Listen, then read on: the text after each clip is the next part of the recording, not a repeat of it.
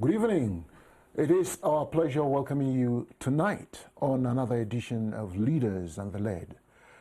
And today we have a big fish in the studio, and I will allow Valia Gado, my colleague, to do the needful. Well, I would say that you just dished out the right word, the big fish. Who is that big fish? You get to find out very soon. Well, it's indeed a wonderful privilege to do this with you, Donald. Thank you so much. And I must say that you look very, very good and African. No, I look northernish. I wish it was a female clothing. Maybe I would have taken it over. Well, glory be to God. Sometimes, personally, I don't so much like coming out in all these gaps, I always call them parachutes. Well, it fits. All right. We have in the studio the GS of ECWA, the General Secretary of ECWA, Reverend Yunusa Nmadu Jr. Sir, you're welcome to the studios. Thank you very much. Valia. Well, it's an honor once again to welcome. When a woman welcomes the male folk, they do it wonderfully. And go ahead. Yes, they do. They call it extraordinary. I don't know if it's a French or a Latin word, but we are indeed delighted to have you in the studios of ECWA TV Africa and on Leaders and the Led. Thank you. All right. So first question. You are the chief administrator of the Evangelical Church Winning All, and you have done a lot when it comes to leadership, and leadership is key to your role as the chief administrator of ECWA. How has it been so far? Well, thank you very much, Donald and Valia, for having me on this very important program of Leaders and the Led. As the General Secretary of ECWA, the Constitution describes the position as the Chief Administrator of ECWA.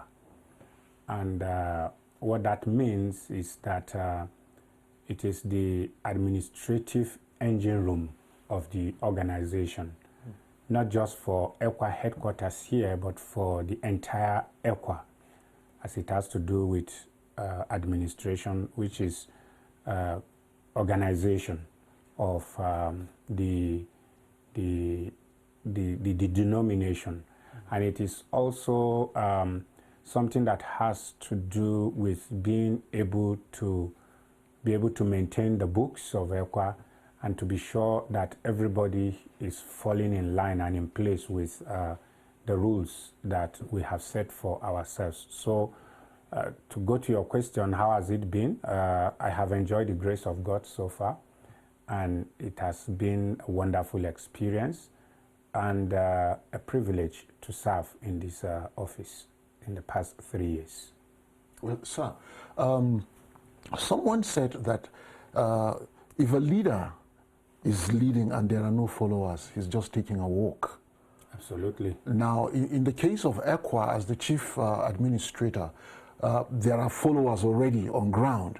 So the objectives and the purpose for which this big family has been established so far, in just one sentence, has it been met? Or are there a lot of grounds to be covered? Well, if you say we have arrived, then it means we are going to start diminishing. But I believe that we haven't arrived. I believe we will not arrive until Jesus returns. There will always be room for improvement, and that is why it is an organization, and not just an organization, but also an organism. An organism is a living thing. So an organization is a living thing, both living and structural. Okay. So yes, we are not there yet, but we are not where we used to be. Okay. I want to, it's a follow-up because since it is Leaders and the Led, I feel led to talk about the followership the more tonight. Now, some of the characteristics or qualities of what followers are supposed to have is courage. That a follower must have courage to look at his leader in the face and say, what you are doing is wrong. Have you come across such an experience? where one of your followers or one of your staff would say, "Oh God, this thing that you are doing is wrong. I think we should do it this way," because possibly he is an expert in that field of endeavor? Of course, nobody knows it all. When you say you are a leader, it does not mean that you know everything. It means that you are just in a position of leading, just like you said. You are in front and other people are following. And so among those who are following, there are those who know some things better than you do. And you must give it to them. You must give it up for them, because leadership for me is to be able to harness the different resources that are available to you, human resources that are available to you, so that everyone can be, you can create the environment for people to contribute to their quota, while you galvanize, you organize, and bring together all of these different expertise in the body of Christ, or even other types of leadership, so that they can meet the goal and aspiration of the organization and be able to deliver. Now, if you do that, for me, that is leadership. But many people believe that leadership is when I do everything, when I micromanage the organization. No, that's not leadership. Leadership is being able to say, Valia, this is what you are good in. This is where you are good in. And I'm able to bring the two of you together to encourage you and create the environment to bring to the table that which will help the organization. Apart from being this chief administrator of ECWA, as an administrator, you're also a spokesperson indirectly, and then you have a way of communicating. Communication is key in working with people, and you have a way of communicating with other levels at your own level, that's the ECWA executive level, and then at the DCC level, that's the district church council, even at the general church council, and down to the local church council. How has it been so far, especially now when we have technologies here and there, and then somehow some people have embraced its technologies, and while some other followers and other leadership in ECWA have not really embraced it in terms of social media networking? What has been the experience for you? Before the advent of the internet exploding as it is now, you'll agree with me that letters were posted in the post office. Sure. Yes. And then you have speed posts. So things have evolved with the advent of internet. You can communicate virtually. You can send a letter just at the snap of the finger through email and other social media platforms. So yeah, the social media or other platforms have made communication easier for us, and thank God, because ECWA has a structure of communication. We have the local church, we have apart from the local church, you have the local church council, which is the next level. Then you have the district church council. Then you have the general church council. Now, the way communication goes is from the general church council, we communicate to the district church council, and the district church council communicate to the local church council, and the local church council communicates to the local church. So it makes communication very easy because there is a well spelled out structure.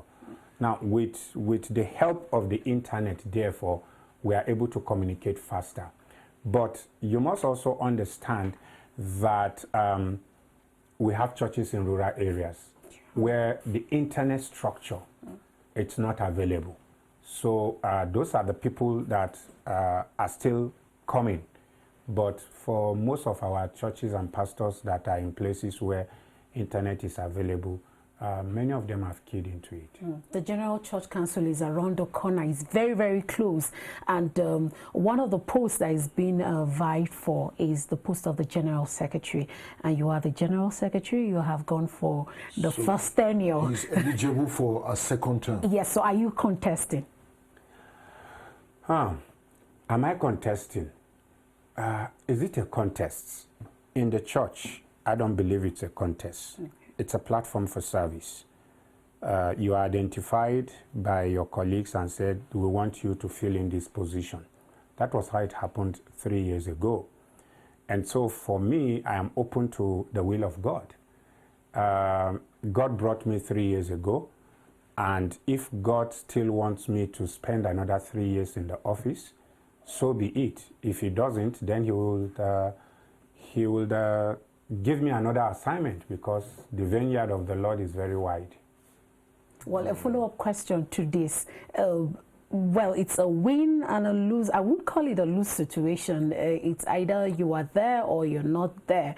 And then what if, just what if you emerge as the General Secretary after this election? What would you take on? What kind of leadership style would you begin? Would you want to finish up what you had started, or you'd want to adopt some other better leadership style that can see you through? And then on the other side of the coin is, if you don't get to be elected, what next after now?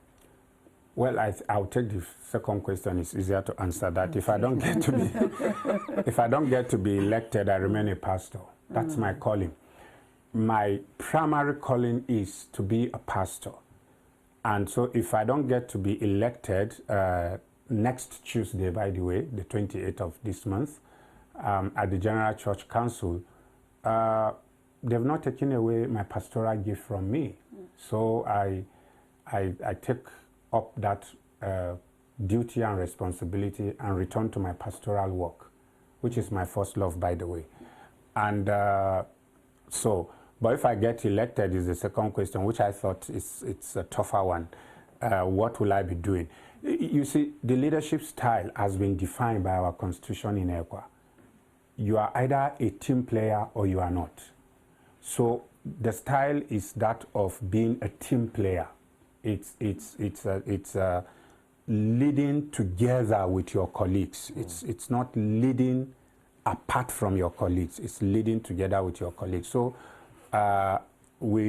it's one vision, it is one aspiration, one goal. So as we work together as a team, I hope to continually key into the vision and aspiration of the rest members of the team as we make it our vision, our goal, in order to take ECWA to the next level.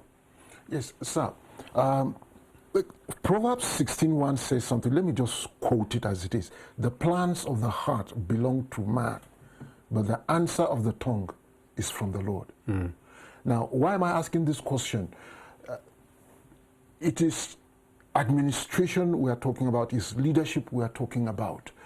Are you very comfortable with again, because I didn't have a chance to ask this question, I'm taking you back to, again, with the communication channels of ECWA. Why am I saying this? Is because it seems like there is a great disconnect between the LC and the GCC, and you're the chief administrator of ECWA. How are you going to rejig? For instance, if you were to come back as the GS of ECWA for your second term, do you see, even though you said that it's all defined already, you just key in and work, but isn't it possible that in these days when information is exploding all over the place, isn't it possible that there would be a need to rejig it in such a way that the communication channel is much more closer to the office of the chief administrator other than what we are having? If you do that, then you'll be doing what Moses did in his days, where one leader wants to do everything, and his in-law told him, no, you can't do that. You know, you need to give some portion of your leadership, delegate it to some other people. And I think this is the beautiful way that ECWA is set up, so that you deal with a sizable number of the denomination. Because if from the GCC we begin to deal directly with the LC, you can imagine we have over 6,000 local churches, apart from prayer houses, and you want one person to deal with that number of people. I'm just talking of the LCs, not the number of people yet. So you will just wear out yourself. You will die without doing the work. So you beat the horse without taking the message to where the horse is supposed to take you to. So I think that the structure we have now, it's very beautiful. All we need to do is to encourage the operators of the structure to make sure that whatever is passed from the GCC gets to the grassroots. And it's very easy, you know, because as it gets to the DCC is supposed to disseminate it to the LCC. They have a meeting point at the LCC where it is much smaller group of people, and then they pass it to the LCB, and things get on the line. So I think where we need to do more is to see how we can encourage every level not to hoard information, but to pass information to the grassroots. What are your expectations from these persons who will be elected into leadership positions in ECWA? And again, what form of expectations do you expect to get, or what kind of things do you expect to get from the followership of ECWA? First, at the electoral college level, those that we elect, and next is other members of the Evangelical Church winning all. Well, I will expect that those of us who have the privilege of being elected into offices, first of all, see ourselves as God's servants and do not see it as a position, but as a platform for service. Now, this is very, very important, because the moment you think that you have been elected to a big position, you begin to act as a big man. The kind of leadership we find in Scripture is servanthood leadership. And we must, and yes, that's Jesus' style. And we must imbibe it. So, therefore, when I'm elected to a position of leadership in an organization like ours, it is to serve. So it is a platform for you to render service. We must understand this. But why this also is our culture and what we grew up with as a denomination, the followership must also respect the leaders, because when you give respect to leadership, you give encouragement to them to be able to perform and to do what they are called to do. So it's a support. I expect a big support base from the followership. And by the way, as leaders, I expect that we will work so hard to make the followership good. Because without a good followership base, you will not continually have good leadership cadre. Now, on a lighter note, do you foresee a woman becoming the ECWA General Secretary anytime soon? Anytime soon, no. Yeah. Why? Anytime soon, no. Because we have our books, we have our constitution, Valia, and our constitution agrees that women can have the gift, the pastoral gift, but they cannot occupy the pastoral office. And for the office of the General Secretary, you must be occupying the pastoral office. General Secretary, the President, the Vice President, the Assistant General Secretary. The Treasurer? Oh, well, the Treasurer could be without theological training. So for these offices, you must be functioning in the pastoral office, not just the pastoral gift. So since we haven't yet agreed that women could function in the pastoral office, there is no way we can elect a woman as any of those executive positions. Sir, Bible, sometimes when I read my Bible, I begin to wonder. I know these are doctrinal issues, but I don't want to talk doctrine here because we're talking leadership. However, this is really important to me and possibly to some of the viewers that are watching us. We have a lot of gifted women in ECWA. And this particular clause or in the constitution of ECWA, okay, you have all these giftings and yet you cannot function because of the pastoral calling. I think, if I'm getting you right. No, you're getting me wrong. Okay. What I said is that there is the pastoral gifting. Okay. There is a pastoral office. A woman can have pastoral giftings. Yes. And she's welcome to function. But when we talk about pastoral office, is that official, I am called as a pastor, I have been ordained, and I'm given a church to pastor, Yes. in the office of the pastor. Okay. That is the one that we haven't yet given to women. But it does not mean that a woman with pastoral gift cannot function. Okay, let's go forward. You are the chief administrator of ECWA, sir. Where is the role of the board of trustees of ECWA? The board of trustees of ECWA is clearly defined in the constitution. They are like we usually say to them, they are the owners of ECWA. Because if they are the legal entity that exists in ECWA that can be sued in court. And so they are, first of all, fathers. They are in the position of advisors. And very importantly, they are the ones who hold in trust the properties of ECWA, especially landed property. So you couldn't sell any ECWA land without the trustees, agreeing for you to do so. So that's the role of the trustees. They are not involved in the day-to-day administration of the church. Where would you? I am thinking because ECWA has a lot of past leaders. What role would these ones play after they finish from their offices? For instance, you have former GS, former president, former vice president, former treasurer. All of these ones are still in the body of Christ. Is there a platform where these people who have been in office, who already have had experiences, come together and say, okay, this group of people that are now occupying such offices, let's tap or give them the benefit of the experiences we have had? Is there a platform like that, sir? Well, there is no official platform for such people, but they remain ECWA members, and every ECWA member has a say in the way the church is run.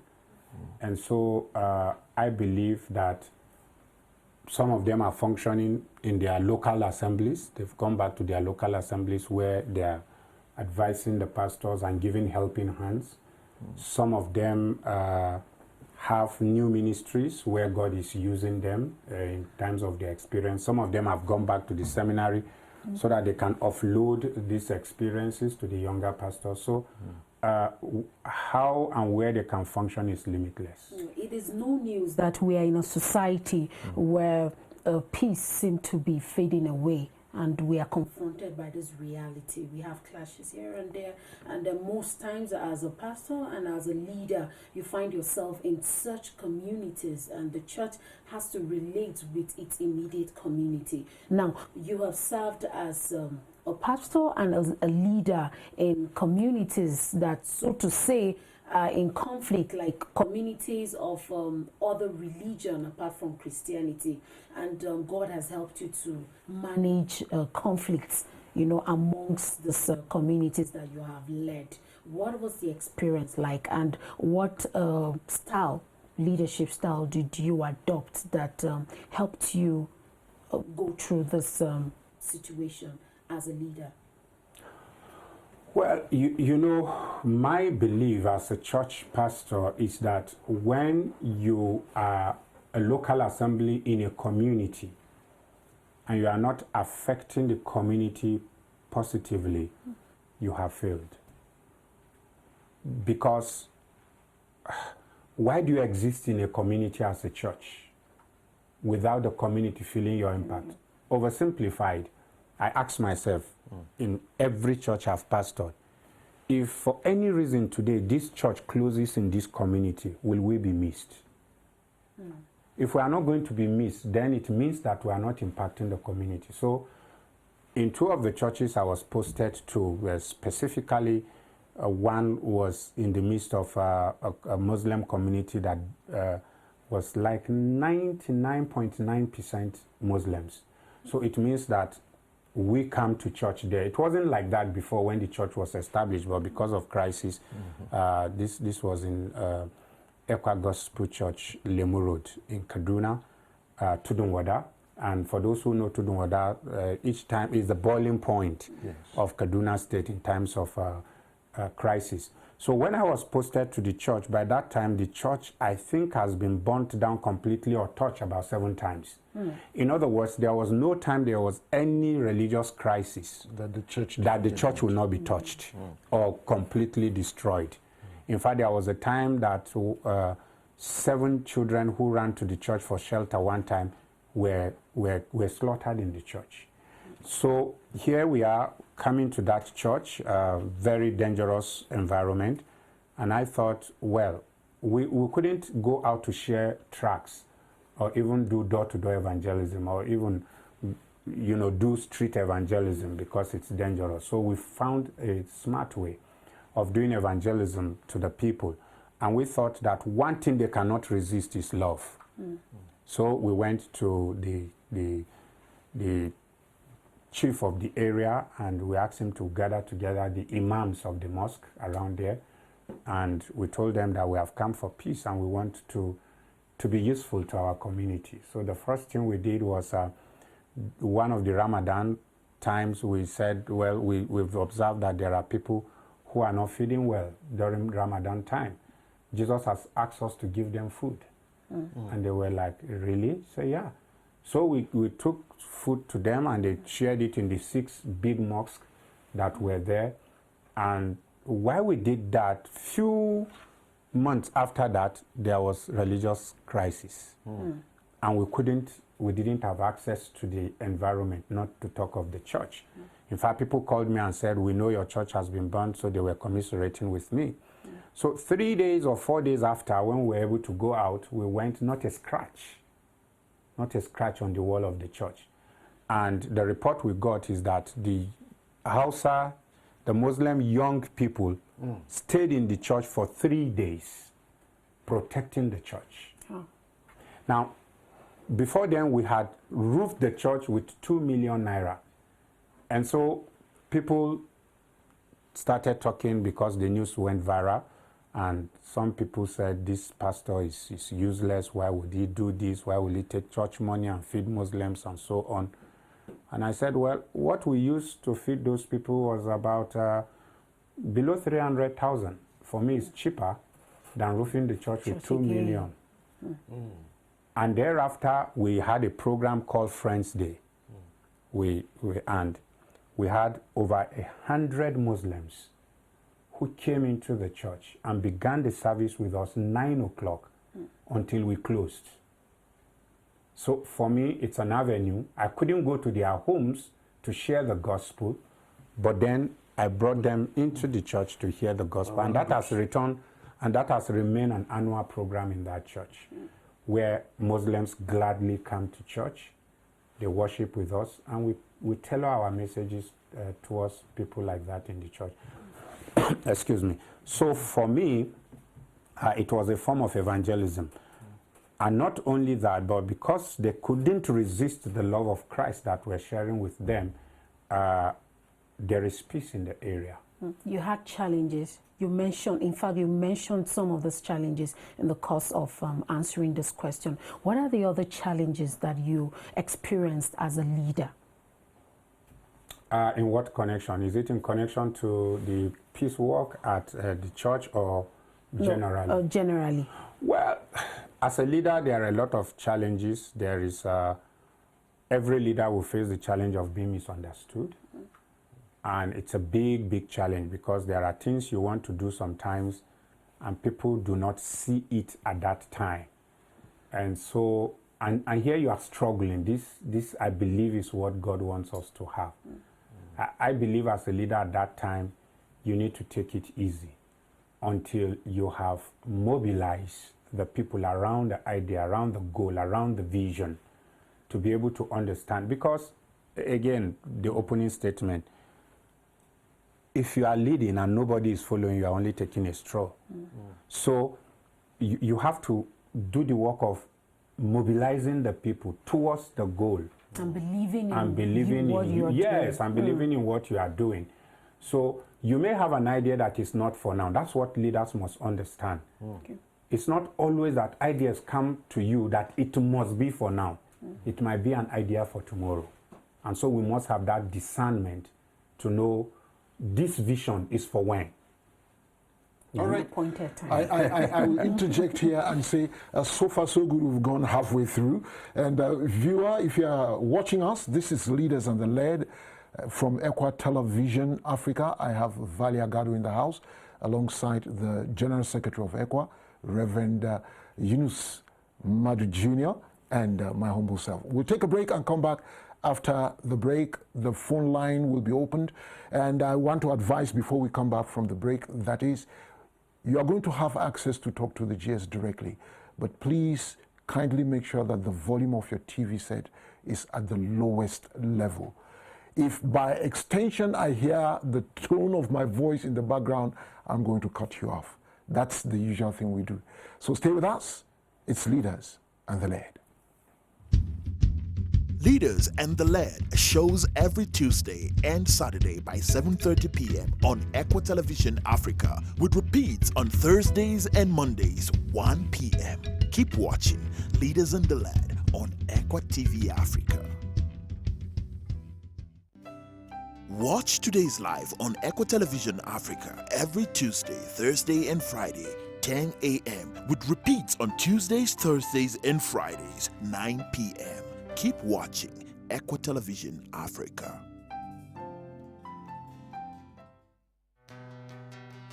The Midday Show live on ECWA Television every Monday, Wednesday and Friday, with repeats on Monday by 10 p.m., Wednesdays by 9 a.m. and Fridays by 1 p.m. The Midday Show live only on ECWA TV Africa.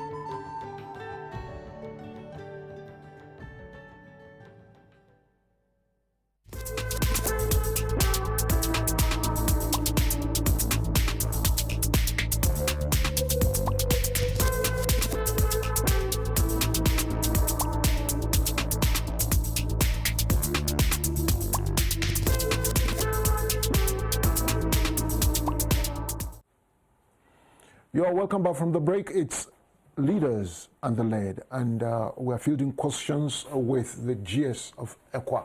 Valia, take the first call. Well, seem like you have given him another name, because I hear you call him Yunus. Is it Yunus or Yunusa, sir? Please Yunusa. clear that. Oh, okay. Yunusa. All right. Okay. So he is Reverend Yunusa Nmadu, a.k.a. also known as Eunice, according to Mr. Dono. All right. So you seem to have a strong connection with the outside world. That's talking about other countries of the world. And you are the senior chevening. I'll just allow you to tell us what that is, what fellowship that you belong to, before I ask my question. I am a senior Chevening Fellow of the United Kingdom. What that means is that I have been given the fellowship of the Chevening. Chevening is a very competitive and respected scholarship in the United Kingdom. And so I was selected 2008 to study to study conflict management in the University of York in the UK. And after completing that course, what you get is you are conferred with the fellowship award as a senior Chevening Fellow.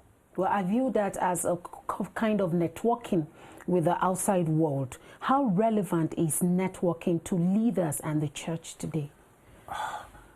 You know, we live in a world today that if you want to succeed, then you cannot go alone.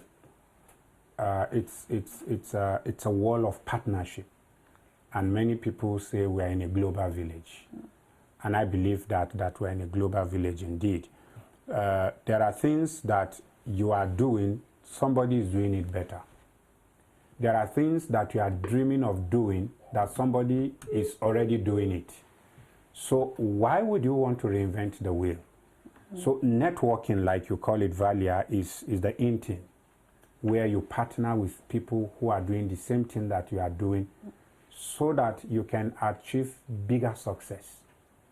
For instance, if you are the only person in this studio, you man the camera, you are the one adjusting the lights, you are the one doing all the programs. You just break down. How successful will you be? No. So, but now we have people who are doing various things, and then the programs come out. That's how it is in every sphere of life. Yeah, so networking is very, very important, and leaders must be able not to go it all alone, but to make sure that there is you identify people who are doing the same thing as you are doing, and or who are doing things that will contribute to what you are doing, so that you can network and share and partner.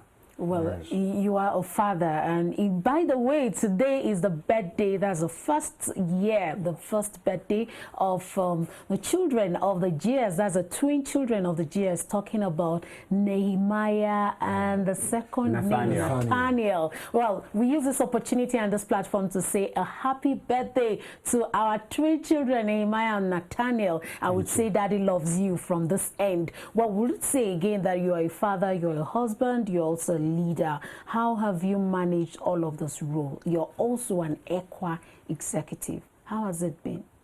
Tough, very tough, because each of these roles that you have mentioned demands for your time 100%, and you cannot have more than 100% of the time.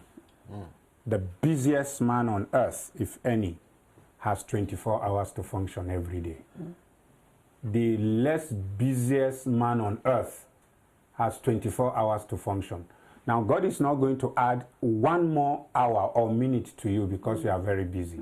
So it's left to you to find a balance to be able to give attention to your family. Before the children came, I used to stay in the office up till 9 o'clock in the night. Even before my wife joined me when I became a member of the ECWA executive. She was in Kaduna then.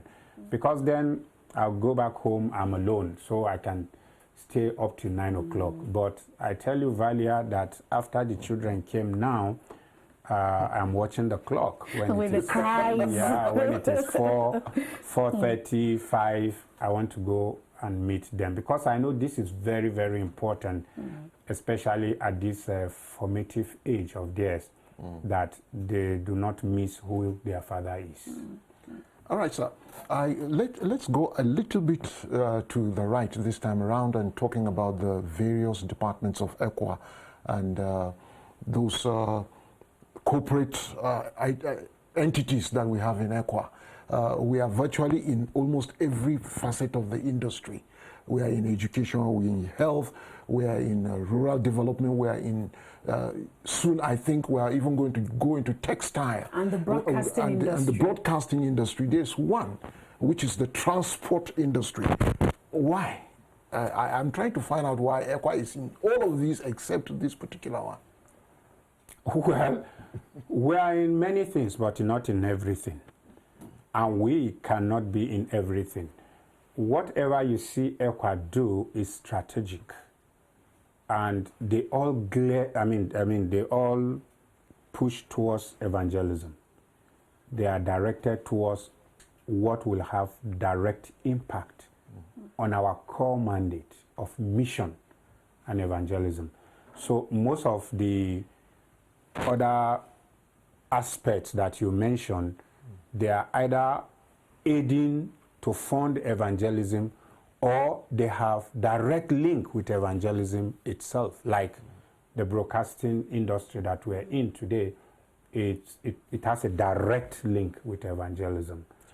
Yeah, but like if you talk about the banking sector, which we are also in, or the ECWA Portfolio Management Limited, those might not have direct link with evangelism, but it has indirect link with mission. In other words, they are the business outfit of ECWA that are supposed to make money and then plow it back into the core gospel of ECWA. Yeah, so why are we not in the transport business? It's not only in the transport business that we are not in. We are not in many other things. But now that you mention it, we probably will look at it. Okay. Yes. Okay, let me mention the insurance aspect. Well, okay. Before you will take the insurance, but I know that there is a department. No, for the insurance, ECWA Portfolio Management is working very hard to start the insurance arm of the organization. So that's a very simple question to answer. Yes. ECWA has a lot of talent, not only in music, but in sports. And we have ECWA Sports Friends, I think. And the ECWA Championship Cup. And the President's ECWA President Championship. That's right. Cup. What is the Chief Administrator of ECWA doing to improve on this? Because sports is a big, excuse my expression now, big business.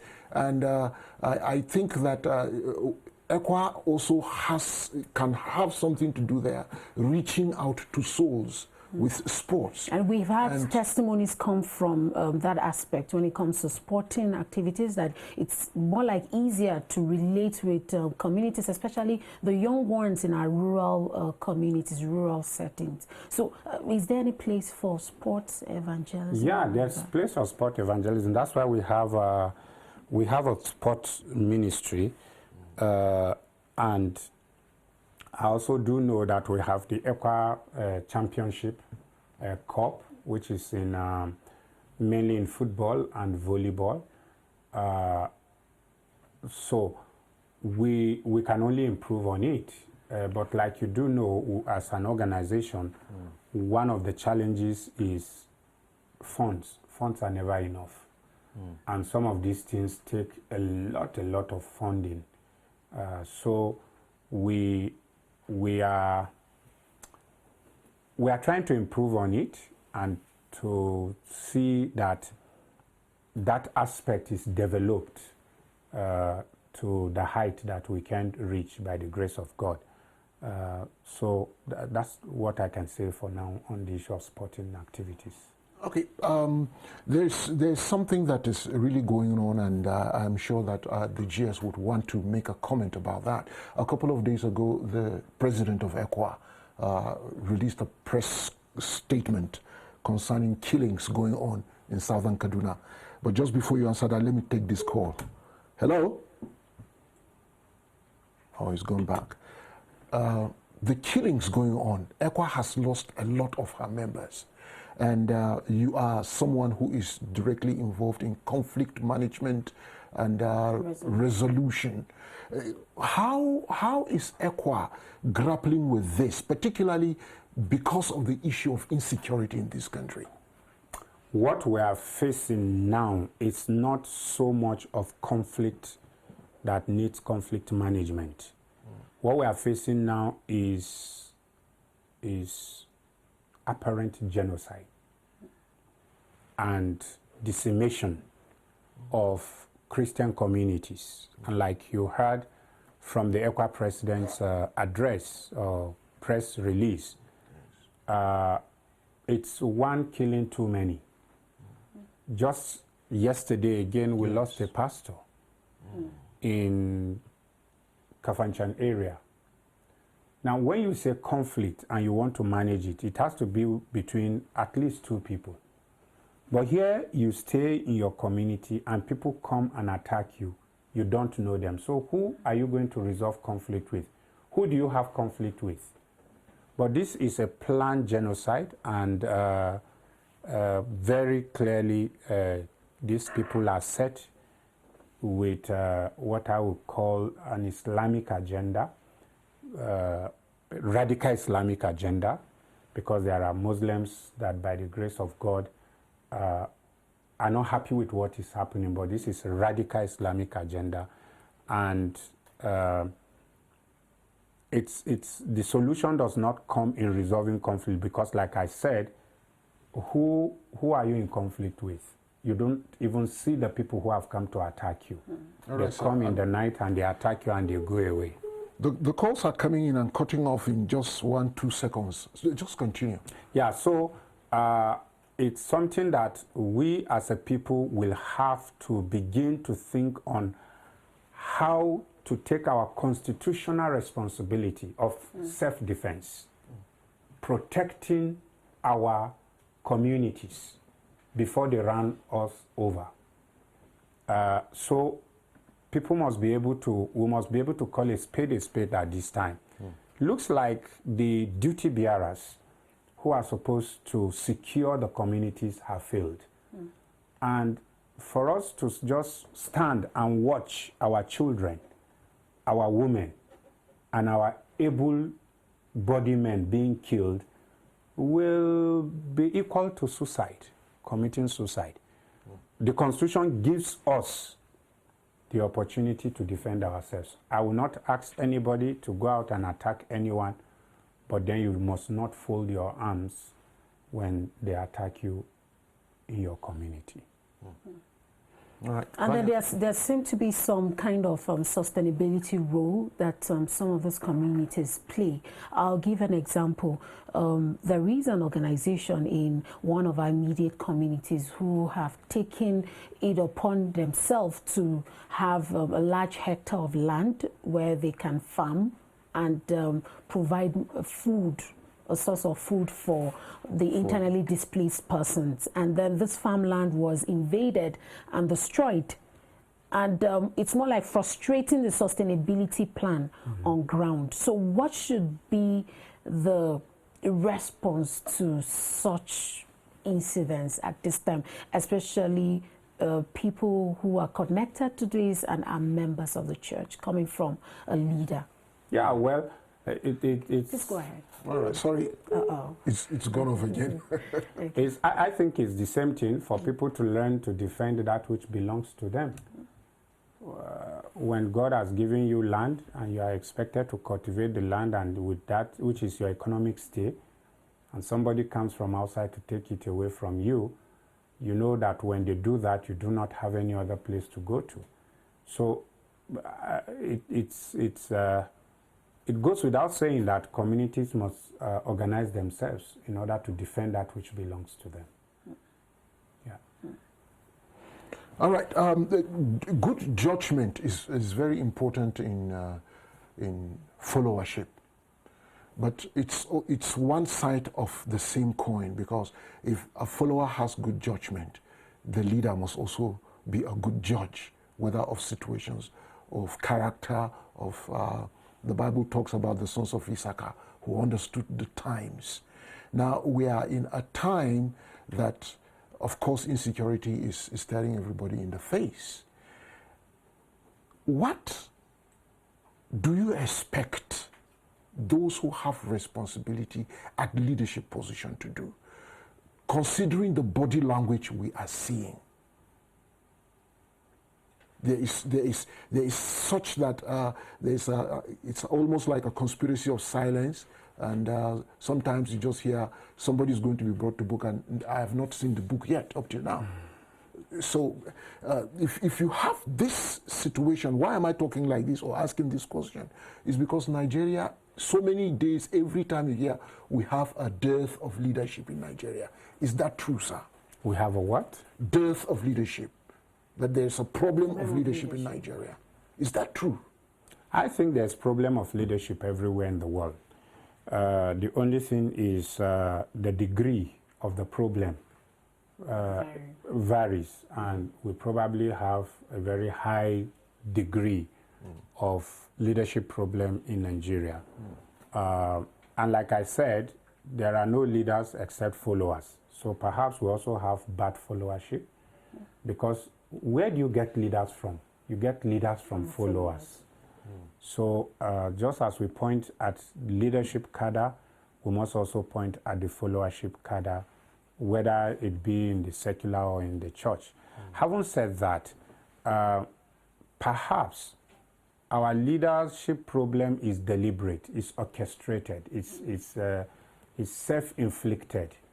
because you have leaders, especially in the political circle, who are not ready to be fair, to be just, and to be equitable. They take first and foremost, they do not take Nigeria as their constituency. They have religious constituency, they have tribal constituency, they have regional constituency. And when you come into leadership with all of these baggages, leadership becomes very foggy.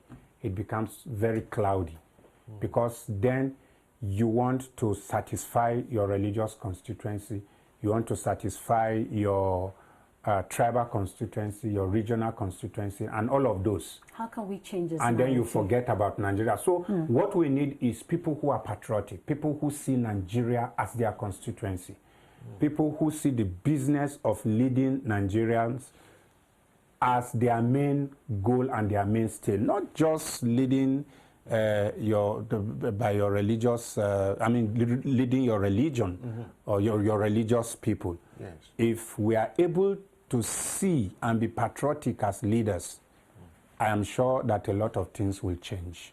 What were your leadership positions? What were the leadership positions you assumed before you became the General Secretary of ECWA? In primary school, I was labor prefect. You're taking us down very In secondary school, I was head boy. In the seminary, I was student union president. When I became a pastor, I was Christian Education Secretary of the LCC. Then I also became an LCC Secretary. Thereafter, I became an LCC Local Overseer. From there, I became the Secretary of CAN Kaduna State. And after that, I became the chairman of our DCC, Kaduna Central DCC. Today, I'm General Secretary of ECWA. What are your happy moments in all of this? Because I know of one, but I'll just hold on to it. What are those happy moments, those moments that have given you fulfillment and joy in the cause of ministry and as one who has been a leader? The pulpit. The pulpit. Okay. The pulpit, each time I have the opportunity to speak forth God's word and I'm able to deliver God's message as I believe that it has been given to me to deliver, my day is made. And the second one? There is one I'm expecting to be mentioned. In fact, I'd like to take you down memory lane. Yes. This time, there are a lot of pastors, there are a lot of leaders that have found themselves in the situation you found yourself. Talking about the blessing of the fruit of the womb, that blessing of children, and you had to wait for, I think, 25 years, if I'm not mistaken. Correct. Yeah, before God blessed you with a set of twin children. How did you cope as a leader at such situations, emotionally, psychologically, physically, and even spiritually? How did I cope? Summarily, when God gives you a cross, He gives you a shoulder to carry the cross. It's not like our team for this year says, it's not by power nor by might, but by the Spirit of the Lord. It was quite a very, very tough situation for anyone to find himself in. Many people believe that it doesn't bother the men, but most men just brave it because you have to be strong for your wife. Because usually it is the women who get all the bashings and who like the Bible says, are the weaker vessels, and they need all the encouragement. And their biggest encourager when they are in this kind of situation will be their husband. And that will be their last line of defense. So once the husband breaks down, then everything is broken down.